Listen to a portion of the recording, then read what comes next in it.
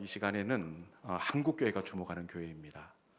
군산에 있는 정말 대다수의 아이들이 이 교회에 의해서 예수님을 인격적으로 만나고 예배하는 그런 감동이 되는 교회인데, 군산 드림교회 교육부 이렇게 총괄하시는 우리 박경석 목사님 나오셔서 군산 교회가 꾸었던 그 꿈을 이 시간 우리도 함께 꿀 수 있도록 따뜻한 꿈나라로 우리를 인도해 주실 것입니다. 이 시간 목사님 나오실 때 우리 박수로 할렐루야로 박수하면서 목사님 맞도록 하겠습니다. 자, 할렐루야.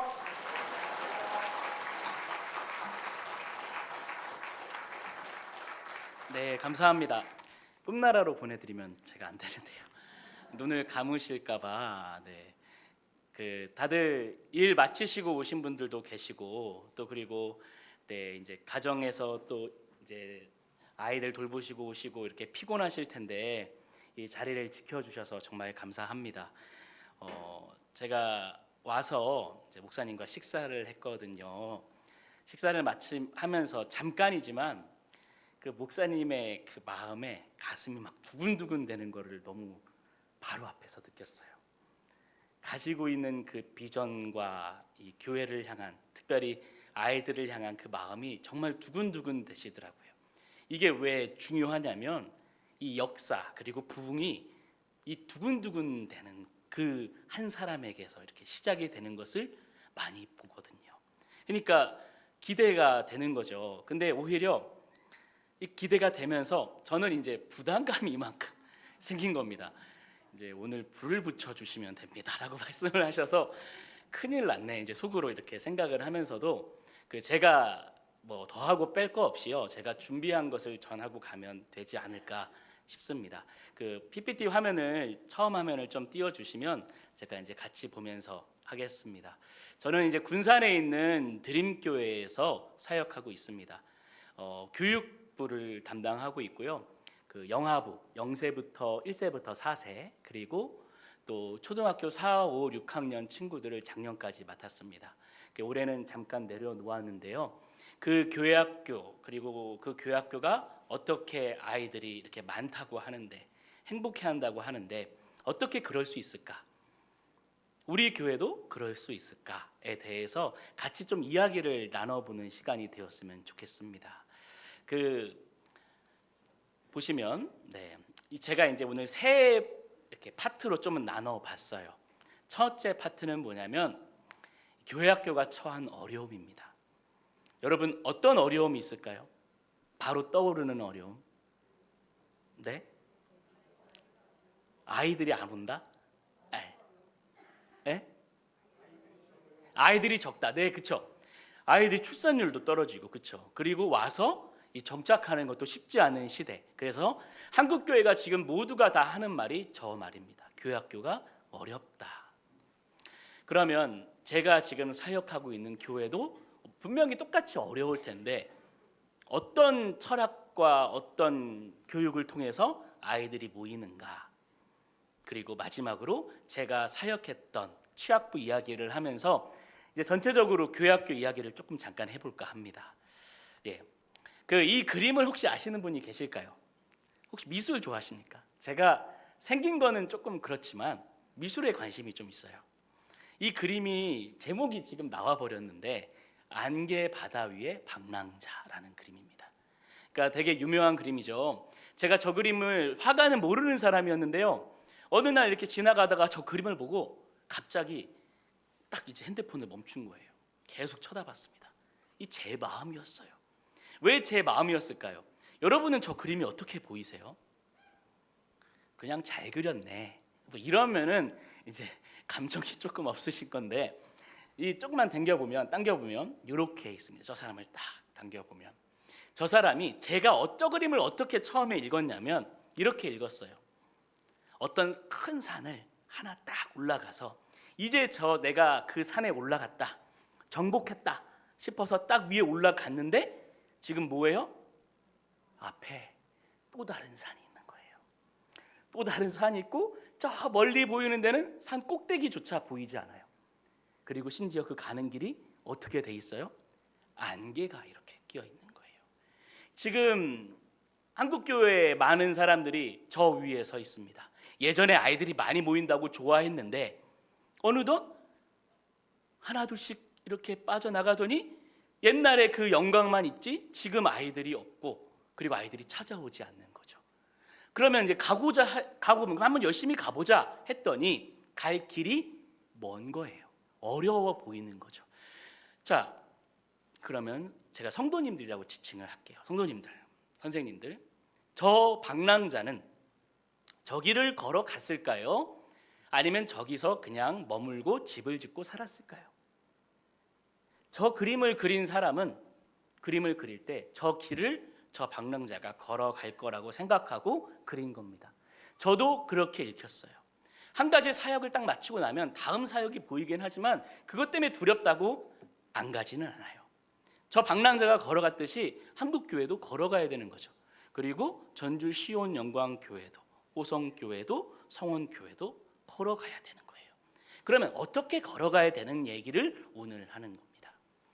교회학교가 처한 어려움을 간단하게 한번 보죠. 빨리빨리 보면 코로나 시대를 겪었습니다. 아무도 경험해보지 못했어요. 우리는 대안으로 온라인 예배라는 것을 했습니다. 여러분들 교회도 하셨나요? 어떠셨어요? 솔직히 좋죠. 조금 더 늦게 일어나도 되고 아무도 안 보니까 좀 편한 옷차림에 등은 살짝 기대고 좋잖아요. 온라인 예배라는 것이 생긴 거예요. 듣도 보도 못한 예배. 근데 이 온라인 예배가 문제가 뭡니까? 이게 코로나라서 어쩔 수 없이 우리가 대안으로 만든 거 아닙니까? 근데 여러분들은 기존의 예배를 사모하고 드리던 분들이기 때문에 저게 대안이라는 것을 알아요. 근데 문제는 우리 아이들이에요.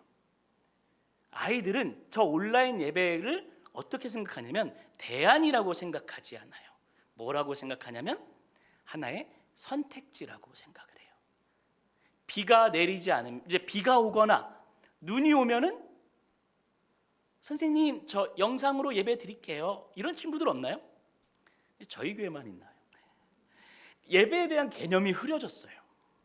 그래서 당연히 지금 뭐 아무것도 없고 뭐 눈이 앞에 이만큼 1, 2m 쌓여가지고 못 나오는 것도 아닌데 전화 신방 해보면 눈이 내려서 오늘 비가 와서 교회에 못 온다는 거예요. 그래서 온라인 예배를 택한다는 거죠. 편리함을 택하는 겁니다. 부모님들도 여기에 동조하셔요. 코로나가 만든 겁니다. 그러니까 애들이 나오기 힘든 분위기에 더 안 나오게 되는 거죠. 우리는 저거를 열어버렸어요. 또 애들에 대해서 교회에 대해서 아이들은 이제 공동체 개념도 많이 흐트러졌어요. 자, 이 얘기를 조금 잠깐 하고 싶은데 한번 생각해 보십시오. 코로나가 3년의 기간이라고 보통 말을 합니다. 짧게. 그러면 요 예를 한번 볼까요? 자, 보시면 지금 저 친구가 지금 저기 초등부에 다녀요. 그렇죠? 2020년에 초등부였어요. 그러면 지금 2023년도에 저 친구는 몇 살입니까? 15살. 몇 학년입니까? 중학교. 자, 저 친구가 초등부에 나오던 친구가 잘 보세요. 초등부에 나오던 친구가 엄마는 안 나왔지만 교회도 잘 나오고 선생님 전화도 잘 받아던 친구가 3년간 부모님이 믿지 않으니까 교회를 못 나왔어요. 그러면 저 친구가 이제 교회에 나오게 하려면 누가 연락을 해야 할까요? 초등부? 중등부? 지금 중등부잖아요. 누가 연락을 할까요? 저 친구는 아무에게도 연락을 받지 못합니다.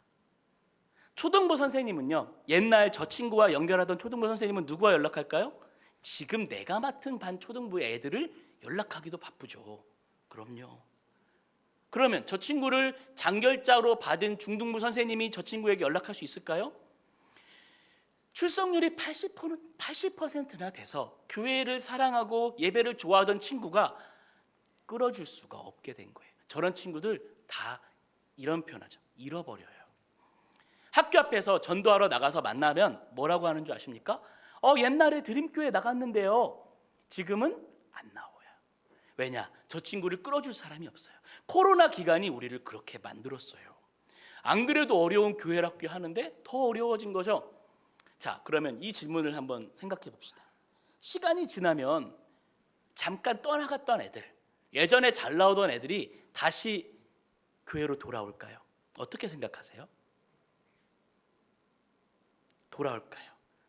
그러면 너무 감사한데 지금 사태를 보고자 하니 이게 여간 만만치가 않더라는 거예요. 애들이 집에 돌아오듯이 교회로, 자기가 섬기던 교회로 코로나가 끝났으니까 돌아오면 좋겠는데 안 돌아오는 거예요. 얘네들 다 어디 있나요? 그럼 얘네들은 다 다른 데로 갔어요? 아니요. 집에 있어요. 학교에 있어요. 근데 안 나와요. 부모님이 신앙을 가진 분이면 얘는 교회에 나올 수밖에 없어요. 교회 문이 열렸으니까. 근데 저 친구가 만약에 부모님이 안 믿는다면 저 친구는 누가 끌어줄까요? 그 잘 나오던 친구들이. 그래서 많은 친구들이 지금 못 나오고 있죠. 자, 그래서 제가 드리고 싶은 말씀이 저기입니다. 교회가 할 수 있는 모든 노력을 다 하지 않으면 놓칠 수밖에 없어요. 그래서 우리는 노력을 해야 되는 거예요. 그래야 저 아이들을 만나고 다시 교회에서 저 아이들과 함께 예배를 드릴 수가 있어요. 자, 그러면 이 얘기를 잠깐 해보시죠. 누가 할 수 있을까요? 저 친구들을, 예전에 한 번이라도 교회 나왔던 친구들을 다시 교회로 발걸음을 옮기게 누가 할 수 있을까요? 목사님이 할까요? 교역자가, 친구, 훌륭하십니다. 누가 할 수 있을까요? 첫 번째는 죄송합니다만 교회가 해야 돼요. 교회가. 저 역할을 교회가 해야 됩니다. 그러니까 교회가 관심을 가져야 되는 거예요. 우리 아이들이 흔히 옛날에 그런 말 있었어요. 애들 돈도 안 된다고. 그런 말 있었어요. 그렇죠? 애들이 헌금 얼마나 합니까? 근데 여러분, 애들 돈 때문에 주일학교 여나요? 교회학교? 생각을 바꾸셔야죠. 그게 아니잖아요. 얘네들이 자라서 교회 일꾼이 되는 거예요. 여러분들의 목사님이 계시잖아요. 담임 목사님. 여러분의 교역자 시온 영광교회에서 자랐나요? 아니죠. 어디선가 교회학교 교육을 받고 하나님 만나고 은혜 받고 부름 받아서 잘 키움 받아서 우리 교회, 이 교회에 와서 목사님으로 세움 받은 거 아닙니까? 그러면 지금 우리 교회는 누구를 세우고 있는가를 생각해 봐야죠. 애들이 돈이 안 된다고? 애들 뭐 나오는 거 없다고? 애들 숫자 많으면 뭐 하냐고? 이런 것에 생각을 하시면 여러분들은 세상 사람들과 다른 바가 없어요. 걔네들은 헌금을 내는 애들이 아니라 헌금을 쓰는 애들이에요. 당연한 거죠. 그래서 이 말을 하는 거죠. 교회가 관심을 가져야 돼요. 교회가 이 일은 우리 교회의 사명이다. 얘네들이 헌금은 적게 하고 애들이 막 떠들고 애들 이쁘게 막 이렇게 지금 교회 정말 이쁘잖아요. 해놨는데 여기에다 낙서를 쫙 이렇게 해도 우리 교회에서 자라나는 아이들이다라고 하면서 그 애들을 응원해주고 교회가 지원해줄 수 있는 교회적 차원의 관심과 지원이 있어야 돼요. 목사님, 모든 교회가 이거 하지 않나요? 저는 그렇게 생각하지 않습니다. 목사님의 그 관심과 마음이 있어야 저쪽으로 방향이 쏠려요. 그러면 저것만 하면 될까요?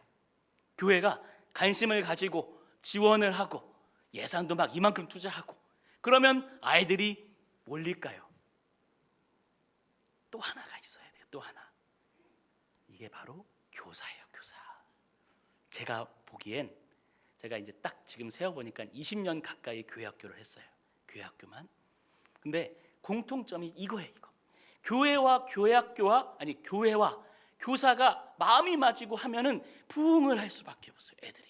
교사가 중요해요. 아이들을 현장에서 만나고 이야기를 들어주고 애들의 고민 이야기 들어주고 그것에 답해서 말도 안 되는 얘기를 할지라도 이야기를 나누는 사람은 목사님이 아니에요. 목사님은 지나가면서 이름 한 번만 불러줘도 돼요. 이야기를 들어주는 사람은 목사님이 아니라 누구냐면 교사예요. 교사. 누군가가 딱 찔렀을 때 걔 요즘 무엇 때문에 고민이던데 여드름 나서 그 여드름증 때문에 고민이던데 어떻게 됐지? 하면서 지나가면서 야, 너 여드름 다 났어? 괜찮아졌네? 이런 것까지도 아는 선생님이 혹시 계십니까? 우리 반 아이들. 관심을 아이들에게 가지고 있어야 돼요. 엄마도 관심이 없는데 우리 교회 선생님이, 학교 선생님도 아닌 우리 교회 선생님이 내 여드름에 관심이 있어요. 교회가 지원을 하고 교사가 힘을 내고 노력을 한다면 그 교회가 부흥을 안 할 수가 없어요. 근데 이게 목사님 정답이 나왔네요. 이게 쉽지가 않아요. 정답지는 우리가 딱 들고 있는데 이 정답지를 써내는 게 쉽지가 않은 거죠. 이 표는 그 통합교단이죠. 저희 여기 시온영광교회가 통합교단에서 이번에 나온 이만한 책자가 하나 있더라고요. 샀어요. 샀는데 딱 저기 부분에서 꽂히더라고요. 지금 출석하는 2,000명을 대상으로 설문조사를 했습니다. 2,000명. 언제 교회 나오셨습니까? 언제 교회 나오셨습니까를 딱 조사했는데 모태신앙과 초등학생 그리고 그 이하의 퍼센트지가 보이세요? 다른 이후 중학교부터의 퍼센트지와 모태신앙과 초등학교의 퍼센트지가 현저하게 차이가 나요. 아이들이 복음을 받아들이고 그가 예배를 드리고 신앙 안에서 자라가는 가장 적기는 저때예요. 저때. 그러니까 쓸모없는 교회 투자가 아니라, 낭비가 아니라 저때 투자를 하고 아이들에게 관심을 가지고 마음을 쏟아야 된다면 저때 마음을 쏟는 거예요. 목사님, 저는 중등부 교사인데요, 초등부로 옮길까요? 이런 생각하지 마시고. 그게 아니잖아요. 저때 교회 학교 때 하나님을 만나야 이 친구가 다른 때보다 더. 그리고 죄송합니다, 신앙생활을 하다가 잠깐 떠난다 할지라도 그 떠난 그 친구가 나중에 전도를 받아서 복음의 이야기를 들었을 때 초등학교 모태신앙에서 예수를 믿고 복음을 들은 친구들은 누군가가 한번 찌르면 그때 교회에 대한 마음이 어떨까요? 열려있는 거예요. 오해가 없어요. 선입견이 없어요. 세상 사람들이 말하는, 경험도 해보지 못하고 말하는 그 교회에 대한 막말, 그런 게 없죠. 자기는 경험을 해봤으니까. 지금 믿지 않는다고 할지라도. 그래서 여러분들이, 선생님들이 주시는 사랑과 경험은 저때, 특히 저때의 경험은 정말 중요합니다.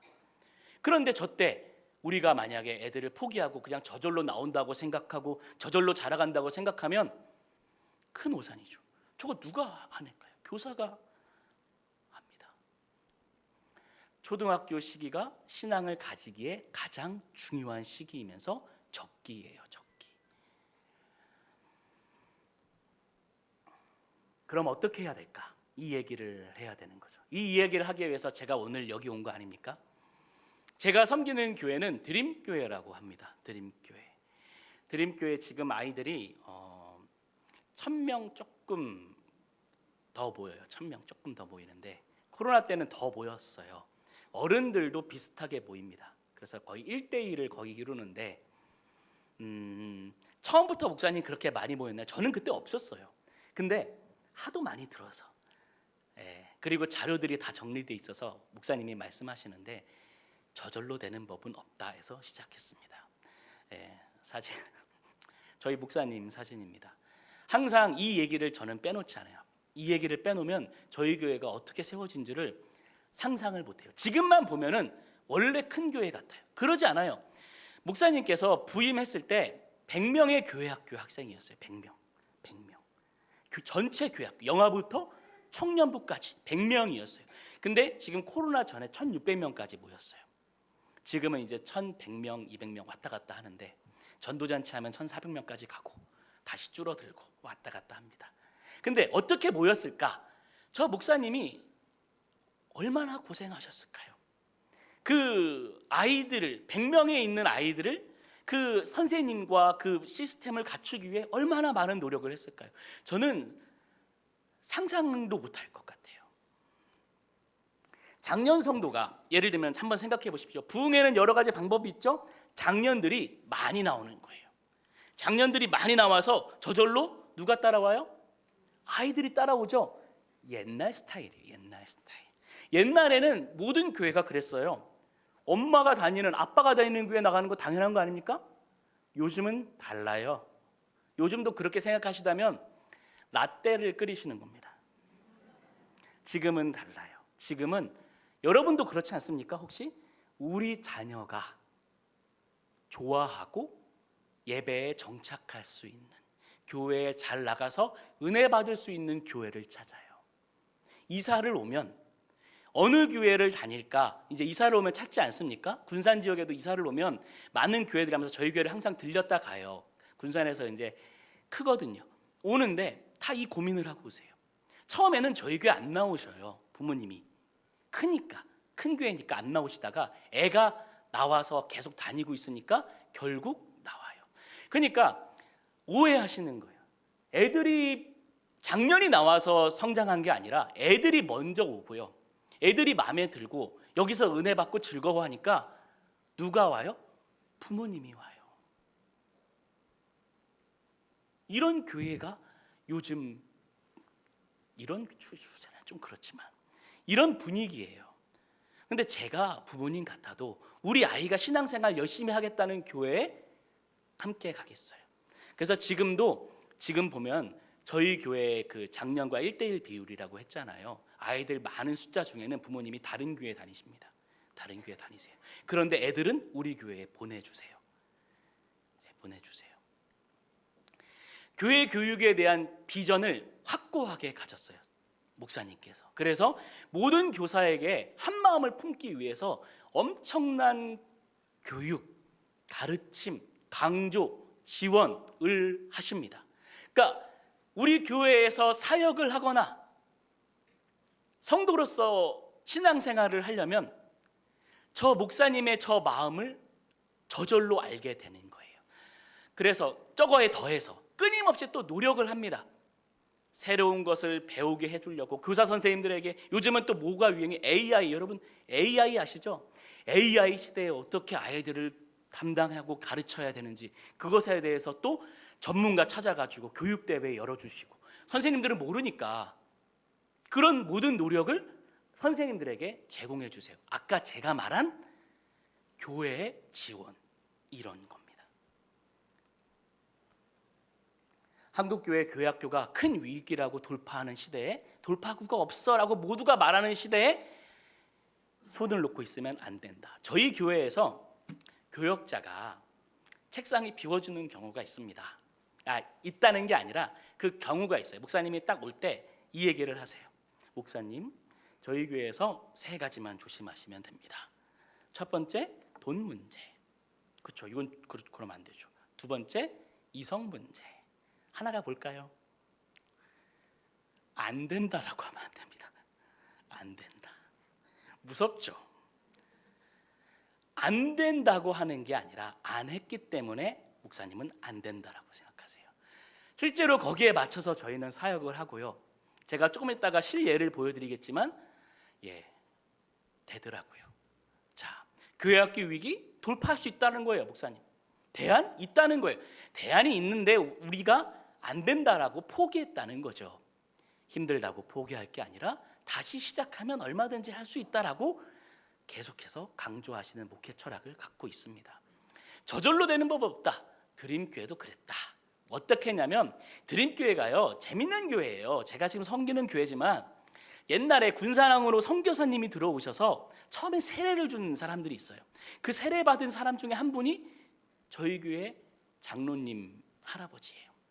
그러니까 얼마나 보수적이겠어요. 정말 보수. 예배 시간에 여러분 박수 치셨어요? 큰일 납니다. 드럼이 어떻게 예배당에. 여러분들 예전에 이제 저도 옛날에 섬기던 교회가 그랬어요. 드럼, 기타도 못 쳤어요. 그래서 저는 아직까지 기타를 못 칩니다. 왜 못 치냐면 교회학교 때 배우질 못했어요. 정말 배워야 될 때 목사님이 기타는 치면 안 돼 그래가지고 기타를 못 쳤어요. 지금 보면 다 치죠. 저는 기타도 못 쳐요. 그런 저도 보수적인 교회에 자랐는데 저 교회도 그랬던 거예요. 그런데 목사님이 오셔서 전통적이고 보수적인 교회였는데 그리고 비본질적인 것에 더 중심을 한 거죠. 예배 시간에 옷을 이렇게 목사님이 부흥회를 인도하시다가 옷을 벗을 수 있을까요, 없을까요? 여러분들은 있다고 생각하시지만 벗으면 큰일 나는 교회도 있어요. 그런 교회였는데 본질적인 것, 말씀, 복음보다 비본질적인 것에 민감했던 교회인데 부임하셔서 뚜렷한 목회 철학을 가지고 여러 어려움과 방해에도 불구하고 계속해서 그 비전을 성도님들에게 계속 심어주는 거예요. 여러분, 비전이 한번 던지면 그대로 심깁니까? 그러면 얼마나 좋을까요? 마치 허공이 되는 것처럼 아마 계속 던지셨을 거예요. 그리고 모범을 보여주신 거죠. 내가 어떤 마음으로 그 비전을 품고 있는지. 초반엔 너무나 외로우셨을 거예요. 근데 그게 쌓이고 하다 보니까 성도님들이 그 비전을 함께 품게 되고 나아가는 거예요. 교사가 부족하다 그럽니다. 부족하답니다. 그러면 나는 진짜 못할 것 같지만 우리 목사님이 그 비전을 품고 교회로 나간다고 하니 용기 내서 손 드시고 한두 명이 또 교사하시고, 거기서 시작된 거예요. 아까 전체 교회학교가 100명이래잖아요. 100명. 다음 세대 사역이 활발하게 이루어지기 어렵죠. 그렇죠? 그래서 현재 목사님도 그렇게 어려운 상황에서 교사대학을 여셨답니다. 교사대학 12개의 강의를 여신 거예요. 이게 왜 중요하냐면 나중에 보겠지만 이 교사를 세워놓기만 하는 것이 아니라요, 교사를 세워놓고 그 교사가 그 역할을 감당할 수 있는 실력을 키워주시는 거예요. 하겠다고만 해라. 그러면 필요한 것들 교회에서 가르쳐줄게. 뭐가 있을까요? 성경 지도법, 아이들 상담법, 전도법, 이런 것 하나하나조차 목사님이 12개 과목을 만들어 놓고 본인이 계속해서 교육을 하는 거예요. 그리고 교회학교 교사들에게 모범을 보여주세요. 저게 전설적인 저희 교회 사건인데 본당에 OHP를 쓰고 있었어요. OHP 아세요? OHP를 아시면은 역사가 있으신 분들인데, 저도 주일학교 때, 교회학교 때 OHP를 썼어요. 이렇게 해가지고 반사돼가지고 그 OHP를 본당에서 쓰는데 교회학교에다가 빔 프로젝트를 심어주셨어요. 성도님들이 어떻게 이해했을까요? 우리는 찬밥이야? 이렇게 이해했을까요? 물론 몇 분은 그렇게 이해했을 수 있어요. 그런데 거기에서 뭐가 읽힙니까, 여러분? 담임 목사님의 마음이 읽히지 않습니까? 담임 목사님의 마음. 물론 나는 지금 OHP를 보고 있지만 우리 자녀들은 더 좋은 환경에서 예배를 드릴 수 있도록 그거를 지원하고, 우리 목사님의 마음이 다음 세대를 키워내서 한국교회 더 멀리 가서는 우리 하나님 나라를 세우는 일에 사용받기 위해서 우리 목사님이 비전을 갖고 계시는구나를 바로 느끼는 거죠. 그러니까 선생님들이 이 마음을 느끼는 거예요. 그러니까 안 움직일 수가 없죠. 그래서 교회학교 철학을 확립하고 교사대학, 교육대회, 좀 이따 잠깐 보겠습니다. 이런 거를 시스템을 세워 나간 거예요. 그러니까 지금 여기서 드리는 말씀은 뭐냐면 처음부터 그런 1000명이 모이는, 아이들이 1000명이 모이는 교회는 없었다는 거예요. 100명이 모이던 작은 교회, 심지어 비본질적인 것에 더 신경 쓰던 교회가 담임 목사님을 시작으로 교회 교인들이 거기에 같은 마음을 품고 나아가고 한 번, 두 번, 세 번 노력하면서 뭐가 이루어지는 거예요? 조금씩 아이들이 모이기 시작하는 거예요. 그리고 옆에 이해하지 못했던 성도들도 이게 그냥 시작한 것이 아님을 알니까 나도 같이 가게 되고 그러면 뭐가 나요? 소문이 나요. 소문이 나면 또 아이들이 오고, 그렇게 해서 가는 거죠. 완전 하나님의 역사죠. 성경책이랑 똑같아요. 장년 성도들로 하여금 다음 세대 사역에 있어서 일깨우는 동기부여가 되었죠. 그래서 목사님의 교육 철학이 철저해요. 교회학교 교육은 세상의 교육과 다르다는 거예요. 이건 조금 빨리 넘어가 볼게요. 절대 가치라는 거예요. 세상에서 주는 교육이 중요한 교육 많잖아요. 여러분 70시간 대 70분이 무슨 얘기인 줄 아시죠? 학교에서 70시간 배워요. 우리 애들 한 주에 우리 아이들 교회 오면 몇 분 여러분 아이들하고 만납니까? 70분은 되게 긴 시간이에요. 70분을 만나는데 게임은 안 되는 거예요. 게임은 70시간과 70분. 재정은요? 당연히 더 게임이 안 되죠. 그런데 70분이지만 저 70분에 주는 내용이 70시간의 내용과 비교할 수 있는 가치가 아니라는 거예요. 비교급이 아니라 절대적인 가치라고 말합니다. 그래서 우리는 예배 오는 한 번의 학생들을 정말 소중하게 생각해요. 그 70분에 목숨을 걸어요. 비교, 학습, 양, 설비, 재정으로 보면 비교도 안 되지만 그 부가가치는 비교할 수 없다. 세상의 어느 학원에서, 어느 학교에서 예수가 복음임을 가르쳐주는가를 말하세요. 여러분, 복음학원 아십니까? 복음학원. 그런 데는 없죠. 복음에 대해서 이야기하는 곳은 교회뿐밖에 없습니다. 교회 교육의 참된 지식과 지혜를 가르쳐주는 이 교육은 비교급이 될 수 없다. 그래서 절대 가치다. 이런 이야기를 좀 더 길게 하고 싶은데 시간이 너무 없어서, 그래서 담임 목사님을 중심으로 해서 계속해서 교회학교 철학에 나가는 거 좀 빨리 넘어가 볼게요. 자, 이제 여기가 중요해요. 이 얘기를 참 하면은 가슴이 뜨거운데 결국 교사가 답인 거예요. 부흥의 동력은 교사로부터 시작돼요. 세상의 학벌, 지식, 지위로 할 수 있는 것이 아니죠. 교사는 먼저 자신이 거듭나고 구원의 확신이 있는 사람이 합니다. 그렇죠? 구원의 확신이 있는 사람이면 되는 거예요. 그 다음은 하나님이 채워주더라. 하나님을 사랑하는 믿음이 있어야 감당할 수 있죠. 참된 성경 교육법을 시행할 수 있는 교사를 길러내야 한다. 자, 복음을 믿음이 있어요. 예수를 만났어요. 그런데 그 다음에는 아무것도 없어요. 그 다음은 교회가 책임지는 거예요.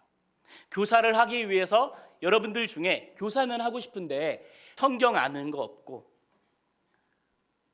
시간 부족하지만 조금은 낼 수 있고 최소한만 된다면 여러분은 할 수 있어요. 대신 그 나머지 것. 근데 여기에 당연히 있어야 되는 조건이 있죠. 믿음의 확신, 구원의 확신이 있어야 돼. 그것만 있으면 나머지 부분들을 교회에서 가르쳐 주는 거예요. 성경 공부는 어떻게 가르쳐야 되는지, 성경이 무엇인지 계속해서 배워나가는 거죠. 쌓아나가는 거죠. 그러니까 교사만 혼자 할 수도 있는 것도 아니고 교회만 혼자 할 수 있는 게 아니에요. 교회와 교사가 같이 해나가는 거죠. 양질의 영적 성숙을 위해 교회가 온 힘을 다해야 되는 거예요. 이 일을 위해서 교회는 위에 밑에서 서포트 해주고 교육자의 역할도 있습니다. 나중에 보겠지만 교사는 그 힘을 받고 애들이랑 실제적으로 만나는 거예요. 그러니까 교회, 교역자, 담임 목사님, 교사에게 힘을 주고 교육을 주면 이 모든 것을 받은 교사가 움직이는 거예요. 그러면 목사님, 여기가 끊기면 어떻게 됩니까? 교사는 금방 지쳐요. 이게 없으면. 내가 애들을 만나고 싶은데 지원도 없어. 힘 떨어지죠. 내가 만나고 싶은데 내가 아는 게 없어. 떨어지죠. 내가 열심히 하고 싶은데 우리 목사님이 나 응원도 안 해줘. 사람이잖아요. 금방 지쳐요. 하겠다는 교사 옆에 교회와 담임 목사님과 담당 교역자가 서포트 해주고 힘주고 응원해주면 교사의 마음만 있다고 하면 아이들을 만나는 건 교사예요. 그리고 누구보다도 아이들이 좋아하는 사람은 목사님이 아니에요. 죄송합니다, 교역자분들. 선생님이에요, 선생님. 좀 이따가 잠깐 볼게요. 그래서 우리 교회 교사 훈련을 보면요, 필수반 있고, 이거 얘기하면 참 힘들어요. 교사 대학. 그러니까 이거를 통해서 선생님들이 이 재교육, 교육을 계속 받아나가요. 채워지는 거죠. 선생님들이 그러면 이제 아이들 앞에 설 때 조금 덜 떨리게 되죠. 자, 그래서 교사 대학은 뭐냐면 이렇게 나눕니다. 교사가 실제적으로 저 정도는 알아야 아이들 앞에 설 수 있겠다 해서 만든 거예요. 한 학기에 지금 좀 있으면 또 다가오는데 한 학기에 2강좌씩 합니다. 그래서 1시간 반씩 저것에 대해 배우고, 저것을 배우면 아이들 앞에 섰을 때 이제 가르칠 수 있고 마음에 좀 약간 든든함이 생기는 거죠. 저건 계속해서 배웁니다. 그리고 교사대학이 수료자, 대상은 수료하지 못한 현직 교사, 그리고 예비 교사 후보자까지 참여할 수 있어요. 월요일, 주중 월요일, 화요일 저녁 시간을 이용해서 해요. 많은 교사 선생님들이 참여해요. 또 그리고 교사 대학뿐만 이렇게 출석부 보이시죠? 제가 보고 있습니까? 부서마다 출석부로 관리해요. 우리 선생님 수료하셨네? 아직 못하셨네? 다 관리해요. 그리고 교사대학 이렇게 준비합니다. 제가 한 것만 가지고 오면 이렇게 정말 준비를 열심히 해요. 정말 대충 하면 안 돼요. 여러분 생각해 보세요. 월요일 날 저녁 시간, 화요일 날 저녁 시간에 여러분 교회에 앉아가지고 3시간 동안의 강의를 듣는 게 쉽나요? 정말 어렵거든요. 오늘 하루 종일 쉰 것도 아니니까. 회사에서 일하고 왔으니까 애들이랑 지금 보태다 왔는데 어떻게 저기 한 3시간을 앉아 있습니까? 그분들이 오셨으니까 가장 최고의 것으로 밥을 지어 드리는 거죠. 정말 열심히 준비합니다. 저렇게 준비해서 하면은 선생님들 돌아가실 때 표정을 보면 알아요. 근데 감사하게도 다들 표정이 좋게 돌아가요. 근데 잠깐 방심하고 대충 하잖아요. 대번 티납니다. 하품하고 계시고. 네, 지겹다는 거죠. 그거면 그 밥 잘못 차린 거예요. 이제 큰일 납니다. 그러면 담임 목사님이 아무 말 안 해요. 본인이 알아요. 큰일 나는 거죠. 교육대회도 있어요. 이렇게 교육대회 준비해서, 교육대회는 뭐냐면요, 그 시대 그때에 가장 유행하고 만져줘야 되는 교사에게 필요한 부분들을 저렇게 전문 강사들을 불러서 이렇게 교육을 해요. 예를 들면 동성애 이런 것들, 또 지금은 요새는 가장 핫한 게 뭐 AI 이런 것들, 그런 것에 대해서 선생님들이 어떻게 최소한의 지식을 알아야 되고 가르쳐야 되고 대응해야 되는가, 이런 것에 대해서 전문 강사를 이제 모시는 거죠. 어떻게 보면 제가 여기 온 것도 전문 강사라고 했는데 사실 제가 전문 강사 같진 않은데 불러주셨으니까. 교사 교육대는 그런 역할을 합니다. 그리고 또 이렇게 필수반, 확신성장, 사역반 해가지고 교재에서 선생님들 공부하고요. 이제 저희 부서 얘기를 잠깐 해볼 거예요. 여기 실제적인 이야기들이 좀 있죠. 저희 초등부가 아이들입니다. 가운데 들어 누워 있는 사람이 저예요. 살이 조금 더 쪘죠. 네. 이 초등부 애들을 영상이 하나 있는데요. 이 영상은 뭐냐면, 근데 이게 10분짜리예요. 너무 길어요. 그래서 제가 중간에 끊을 거거든요. 저 영상은 뭐냐면, 우리 교회를 저희 교회는 탐방을 많이 옵니다. 유명하니까 우리 교회가 어떤 시스템을 가지고 있는지 구경하러 오세요. 근데 한 유튜버 분이 오셔서, 저희 유튜버 목사님이 오셔서 저희 교회를 탐방하고 가신 다음에 본인이 좀 이렇게 영상을 편집해서 정리를 해놓으셨는데, 저희 교회를 잠깐 오지 않으시고도 대략의 모습을 담겨 있더라고요. 그래서 갖고 왔어요. 제가 중간에 끊더라도 이해해 주시고 잠깐 볼까요? 달란트 2개예요. 달란트 2개의 북닭볶음면이에요? 오.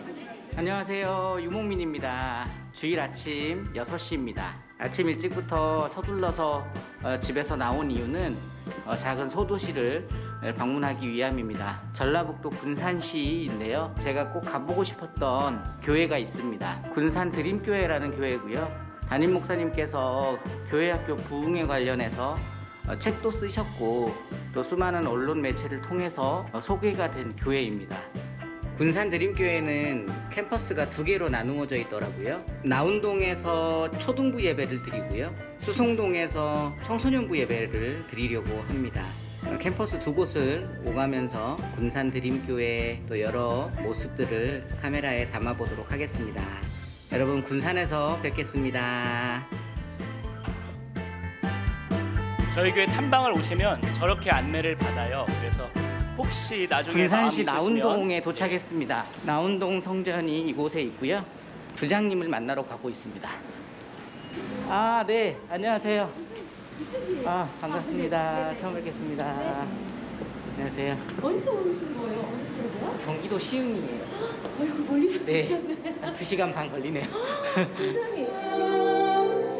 내가 서 있는 곳, 나는 예배자입니다. 할게요.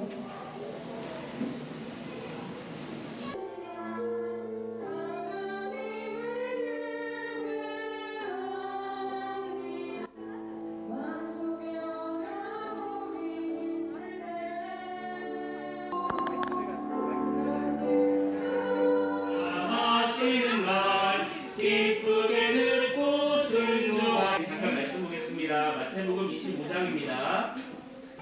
읽어서 이미 믿고 있는 것을 알죠. 이 여기서의 주인은 이제 하나님께서 주시는 역할에 충성할 수 있도록 허락해 주심을 감사합니다. 만약에 한 번 더 나가서 주인이 누굽니까? 성경에서는 주인이라고 나오지만 우리가 읽을 때는 하나님이시죠.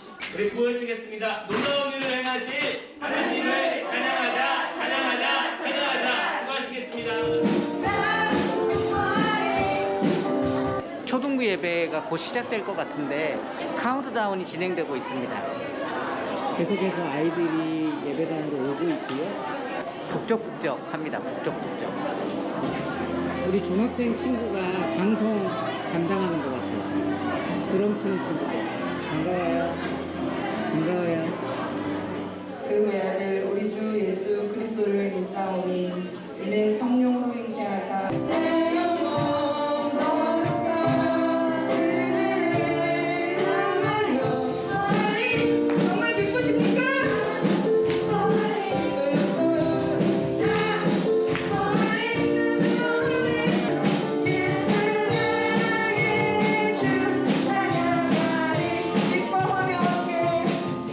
친구들이 아프지 않게 잘 지켜주세요.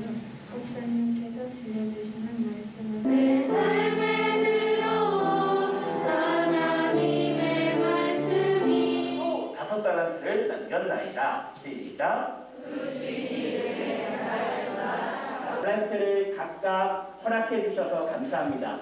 내가 몇 달란트를 받아든 거와는 상관없이 하나님께서 나를 잘 아셔서 주께 드리네, 주께 사랑하는 자, 우리 새 친구는 큰 축복으로 함께하여 주옵소서. 이제는 우리 주 예수 그리스도의 은혜와 하나님 아버지의 크신 사랑과 같이 함성하겠습니다. 시작! 하나님이 없느니라. 주소! 제자훈련은 1단계, 3단계, 5단계. 우리 생일인 친구들은 12월 1월 생일인 친구들은 일어나주세요. 과자를 사 먹을 수 있게 매점이 만들어져 있습니다. 예배당 안에 있는 매점이에요.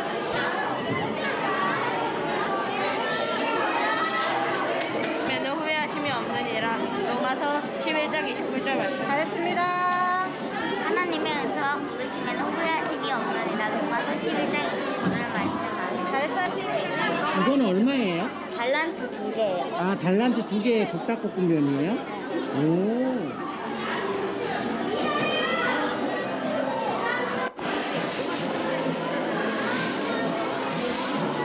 애들이 막 나오고 싶은 것 같아. 오늘은 교사 경건회부터 참여를 했어요. 예배 시작 30분 전에 경건회로 모였는데 담당 목사님께서 말씀을 요약해 주셨고 또 공과에 대해서 어떻게 진행을 해야 되는지 설명을 해 주셨습니다. 따로 공과 책을 사용하는 건 아니었고요. 설교문에 맞춰서 직접 만든 교환을 가지고 아이들과 공과 나눔을 하는 걸 볼 수 있었습니다. 수련의 마지막 날 주일인가? 약간 이런 느낌을 받았어요. 그만큼 예배가 뜨거웠다라는 거예요. 그 어느 교회보다 뜨거운 찬양팀이었어요. 율동도 그렇고 찬양팀이 굉장히 잘 훈련되고 세팅되어 있다는 느낌을 받았고요. 어떤 찬양이든지 마음이 중요하고 어떻게 그것을 활용하는지가 중요한 것 같아요. 초등부에서는 달란트를 매주 이렇게 지급을 하고 있었습니다. 초등부에는 매점이라는 곳이 있거든요. 드림스토어라고 말씀 암송을 해서 달란트를 받아서 물품을 구입하는 거예요. 근데 그런 기회가 기도 대표 기도할 때 또 그리고 헌금요원으로 섬겼을 때 그리고 친구를 전도해 오고 새로운 친구들에게 달란트를 지급을 합니다. 아이들이 매점을 통해서 좀 교회에 더 많이 머물고 선생님들하고 소통도 하면서 더 좋은 시간을 갖고 있는 것 같아요. 네. 그래서 그러니까 아이들이 섬기고 또 네네. 전도하고 할 때 네네. 아이들 격려의 의미로 그쵸. 달란트를 지급하고 네네. 매점을 운영하고 여기까지만 네. 볼게요. 죄송합니다. 예배를 보면 특별한 게 없어요. 저희 교회 주일날 탐방 오시면 많은 것을 잘 못 발견할 수 있어요. 그거는 겉을 봐서 그래요. 아이들 대하는 선생님들을 봐야 돼요. 아이들이 오면 선생님들이 그냥 안 놔둡니다. 꼭 손을 붙잡고 이름을 불러주고 기도해요. 한 주간 어떻게 지냈니? 잘 지냈어? 무슨 일이 있었어? 꼭 기도해 줍니다. 그리고 아이들의 이름 다 불러주고, 그 별거 아니거든요. 그런 과정들이 있어요. 제가 이제 시간이 없어서 너무 아쉬운데 영상을 5개를 준비해도 5개 못 볼 것 같은데요. 근데 지금 보시면, 자, 이제 빨리빨리 좀 넘어가 볼게요. 이제 제 마음이 너무 급해요. 40분까지 끝내야 된다는. 예배 준비 당연히 철저히 하죠. 예, 토요일 날 하면 안 됩니다. 토요일은 예배를 준비하는 날이에요. 마음적으로. 그 전에 다 끝내놔야죠. 광고 같은 거는 미리 주중에 다 정해져 있지 않습니까? 갑자기 토요일 날 광고할 게 생기나요? 그때 하기 시작하니까 하는 거죠. 그 전에 끝내놔서 미리 다 공지해가지고 아이들에게 다 전달하고, 그리고 예배가 잘 준비될 수 있도록 공과 내용도 2주 전에 먼저 아이들에게 다, 선생님들에게 다 교육을 합니다. 선생님들을 교육을 하고 한 주 동안 질문지 똑같이 해서 고민하고 오고, 아이들에게 만났을 때 선생님들이 공까지를 쳐다보는 게 아니라 아이를 눈을 쳐다보면서 이야기를 끌어나갈 수 있게 해줘요. 어렵지 않아요. 삭개오 이야기, 다른 것도 다 쉬운 이야기들, 선생님들이 얼마든지 할 수 있도록 그 필요한 것들은, 교사가 아이들을 만났을 때 무엇을 할 수 있을까에 대한 것은 누가 준다고요? 교회, 교역자가 다 공급을 하는 거예요. 온갖 노력을 다해서. 그래서 살이 빠져요. 근데 그게 좋은 거예요. 그걸 해주면 선생님들이 힘이 나고 아이들 앞에 섰을 때 괜찮아요. 목사님도 나를 위해서, 우리 교회도 나를 위해서 응원을 해주네. 우리 아이들 내가 한 번 더 만나봐야지 라는 마음이 생겨요. 그냥 던져주지만 않습니다. 그래서 끝나면 저렇게 다 손수 전도용품 만들고 다 하시죠. 빨리빨리 좀 넘어가 볼게요. 기도도 예배 전에 중보기도 팀이 있어요. 애들 모아가지고 달란트 준다고 하니까 예배를 위해서 기도하고 설교자를 위해서 기도하죠. 다 저렇게 하나하나 보시면, 잘 보시면 별것 아니지만 준비가 다 돼 있어요. 아이들이 마음만 있으면 돼요. 교사가 마음만 있으면 할 수 있게끔 나머지 준비는 교회와 교역자가 다 합니다. 큰일 났죠, 교역자분들. 제가 다녀가면 별로 안 좋아요. 저번 주에 어느 교회 갔는데, 목사님 그렇게 말씀하시면 저희는 어떻게 합니까? 열심히 해야죠. 열심히 해야죠. 예. 저렇게 되면 선생님도 힘이 나고 아이들도 갖춰져 있는 걸 받는 거예요. 저기에 땀이 들어가 있는 거죠. 예배를 위해서. 그리고 기도, 아까 제가 말씀드렸지만 기도도 아이들이 오면 손잡고 기도해주고. 찬양팀 그냥 하지 않습니다. 애들은 찬양팀을 하고 싶어하고, 엄마는 얘가 하든 말든 상관없는데 엄마는 얘가 찬양팀보다 말씀 이런 거 잘하고 싶어요. 그래서 찬양팀은 말씀 큐티 이런 걸 의무로 시켜요. 애들은 찬양팀 하기 위해서 큐티하고 말씀 노트 적고 하는 거죠. 예. 저희 초등부 찬양팀은 자랑할 만합니다. 예. 정말 즐겁게 하고, 팀이 다 한 번에 못 써서 2개 팀으로 나눴을 정도로 애들이 열심히 해요. 앞에서 선생님 가르치는 선생님도 그렇게 특별하지 않아요. 열심히 하는 거예요. 근데 다 좋아해요. 설교요, 여기를 교육자가 목숨을 걸죠. 아이들이 딱 왔는데 읽는 설교 그런 거 아닙니다. 저희는 왔을 때 정말 애들이, 제가 여기에 초점을 거는데요, 집중을 시키고 아이들 시선을 빼야 돼요. 저희는 설교가 20분에서 25분입니다. 아이들의 시선을 뺏어야 되고, 그 시선 뺏은 것에 대해서 어떻게 해야 돼요? 이해를 시켜야죠. 시선만 뺐으면 그럼 뽀로로를 틀어주면 되죠. 시선을 뺏고 이해를 시킨 다음에 기억에 남길 수 있도록 교육자는 저기에 한 주간 목숨을 걸어요. 자, 그러면 어떻게 하면 될까? PPT를 쓰는 거죠. 자, 보십시오. 저런 화면 그림들을 여기저기 다 구하는 거예요. 그래서 배경 날리고 자막 듣고 애들이 시선을 보죠. 한번 샘플을 볼까요? 빨리 볼게요. 하나님 나라에 대해 알려줄게. 저 씨 뿌리는 비유예요. 잘 보세요. 이해가 안 가나? 우리 주일날 하는 그냥 설교 갖고 온 겁니다. 안녕하세요. 저는 금손이라고 합니다. 농사를 지으며 사는데 항상 많은 결실을 내는 사람이래요. 금손. 저 사람에겐 비결이 있죠. 어떻게 많은 열매를 거둘 수 있을까? 첫 번째, 금손 아저씨한테 물어보니까 비결 첫 번째가 씨앗이래요. 씨앗. 좋은 씨를 막 이 아저씨가 뿌리는 거예요. 그러니까 좋은 씨앗을 맺는, 좋은 열매를 맺는구나. 아무리 좋아도 씨가 좋아야 많은 열매를 맺을 수 있다. 두 번째 비결 뭐예요, 여러분? 밭이잖아요. 밭. 좋은 밭. 얘들아, 씨만 좋아서는 안 되더라. 밭도 좋아야 된다 하면서 또 밭에 대해 설명을 해주죠. 길가에 떨어지거나 씨가 아무리 좋아도 돌밭에 떨어지거나 가시덤불에 떨어지면 열매를 못 맺어. 따라서 금손아지처럼 좋은 씨에, 만약에 좋은 씨앗을 가지고 좋은 밭에 떨어지면 열매를 맺을까 안 맺을까? 당연히 열매를 맺는다. 아이들이 이해 금방 해요. 자, 그러면 이제 이야기를 했으니까 성경 말씀을 넣어야죠. 그러면 얘들아, 말씀에 나온 농부가 뿌리는 씨앗은 뭘까? 말씀이요. 애들이 다 알아요. 그러면서 뿌리는 자는 말씀을 뿌리는 거구나. 하나님이 뿌리는 것은 말씀이니까 말씀은 항상 좋겠네. 그럼 애들이 뭐라는 줄 아십니까? 목사님 말씀도 좋아요. 이제 네. 저는 좋습니다. 잘합니다. 열심히 해요. 초등부 친구들이 맞는 결실을 믿음을 잘하기 위해서는 말씀이 먼저 좋아야 된다, 얘들아. 근데 말씀은 하나님 거야. 그러니까 당연히 좋지. 그럼 뭐가 문제일까? 하면서 반 이야기를 하는 거죠. 말씀을 듣는 자의 태도를 말하는 거죠.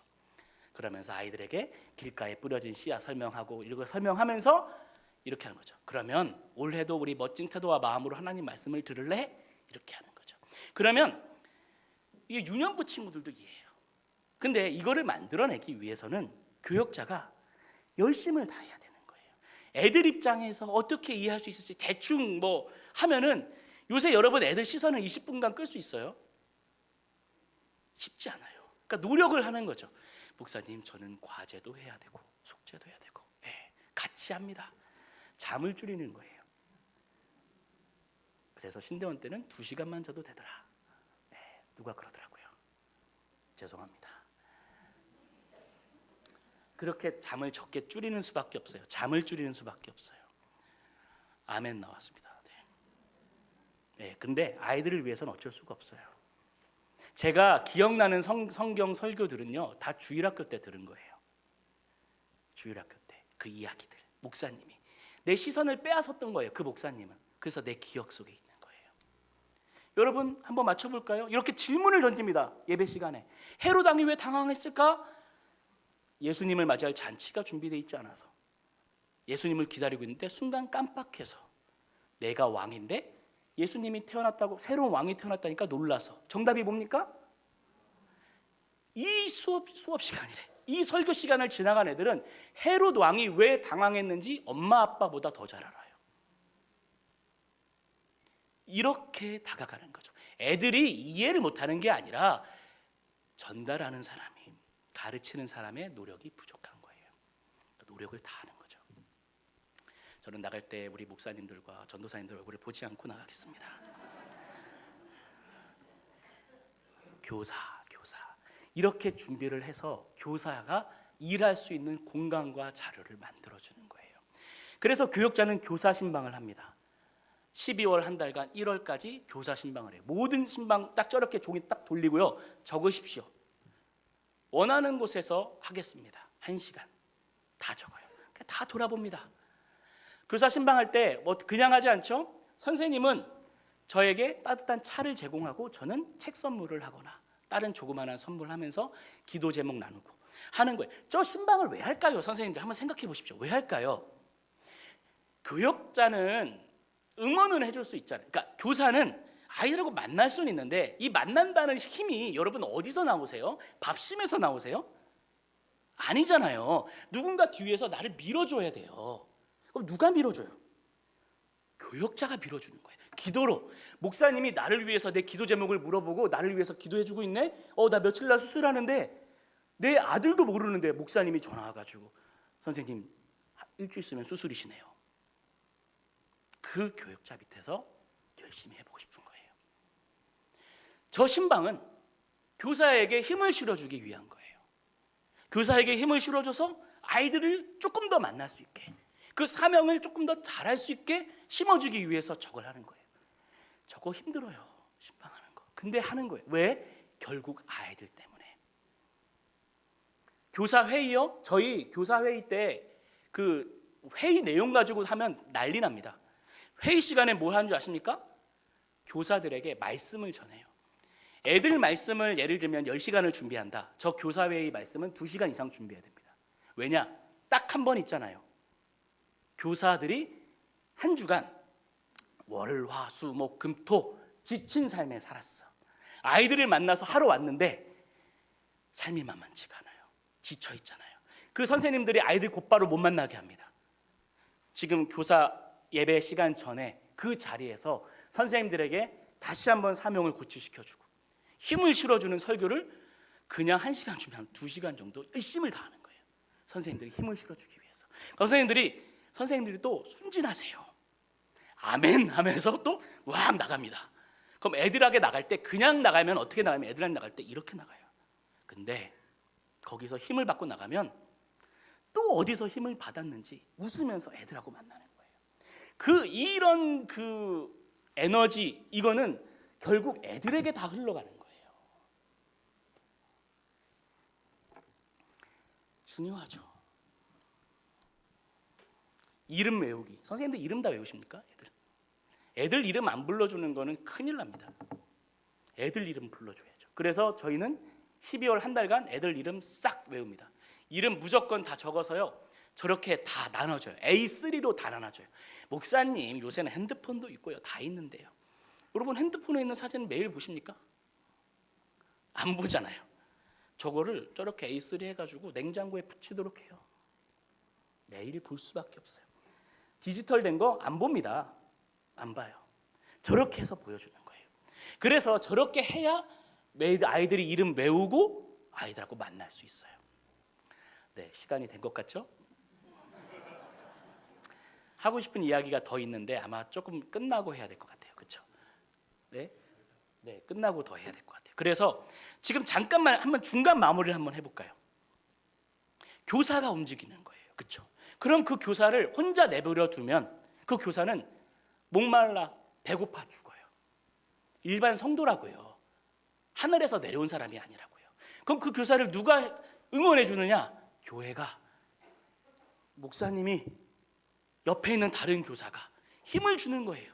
그래서 그가 힘내서 아이들하고 만나는 거예요. 목사님이 만날 필요가 없다고 제가 말씀드리는 거죠. 선생님이 만나면 되는 거예요. 애들도 그걸 더 원해요.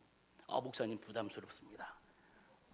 이렇게 말하진 않지만, 네, 제가 잠깐 기도할까요? 제가 기도하고 마무리하고 2부 좀 있다가 제가 기도해드릴게요. 하나님, 교사로 불러주셨을 때 저희에게 무슨 특별한 거를 보셨다기보다 저희가 먼저 예수를 만나고 하나님을 고백하기 때문에 그 나머지는 하나님께서 채워주실 것이기 때문에 저희를 불러주셔서 교사로 삼으신 줄로 압니다. 하나님, 그렇다면 저희에게 힘을 주시고 용기를 주셔서 그 교사의 사명을 감당할 수 있는 자리로 저희를 세워주옵소서. 그래서 그 힘을 감당할 수 있는 능력은 교회로부터, 하나님으로부터, 목사님으로부터 채워져서 정말 하나님이 아끼시는 우리 아이들 자주 만나고, 그래서 교회가 아이들의 웃음소리와 울음소리, 떠드는 소리로 가득할 수 있도록 하나님이 인도하여 주옵소서. 그 은혜가 우리 시온 영광교회, 호성교회, 성원교회에 있기를 원합니다. 하나님, 그 은혜 가운데 부어주셔서 정말 돌아간 이후에 그 부흥의 소문이 들릴 수 있도록 하나님 함께하여 주옵소서. 감사드리며 예수님의 이름으로 기도합니다. 아멘.